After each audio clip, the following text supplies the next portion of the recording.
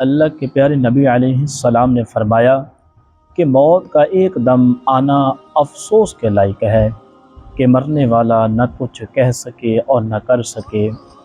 آپ علیہ السلام کے زمانے میں کوئی آدمی بیٹھا ہوا ایک دم مر گیا، ایک دم موت آ گئی، تو کسی نے کہا کہ کیا اچھی موت مرا ہے کہ کوئی نہ بیماری دیکھی اور نہ کوئی تکلیف، جان میں نکلنے میں تکلیف ہوئی۔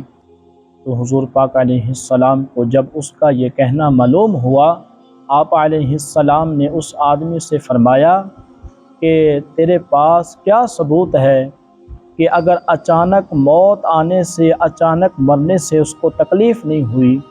حضور فرمانے لگے اگر اللہ تعالیٰ اس کو اس حالت میں اٹھاتا، اس حالت میں موت دیتا کہ وہ بیماری کی تکلیف میں اٹھتا، تو اللہ تعالیٰ اس کے سارے گناہ معاف فرما دیتا۔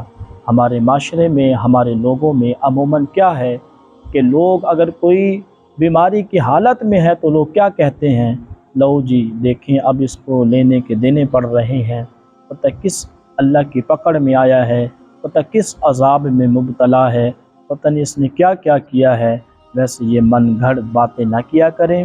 حضور پاک علیہ السلام نے فرمایا، یہ پیارے آقا کی حدیث ہے کہ جب کوئی بیماری کی حالت میں ہو تو اللہ پاک کے بالکل قریب ہو جاتا ہے، اللہ پاک اس کی ہر دعا، ہر فریاد سنتا ہے۔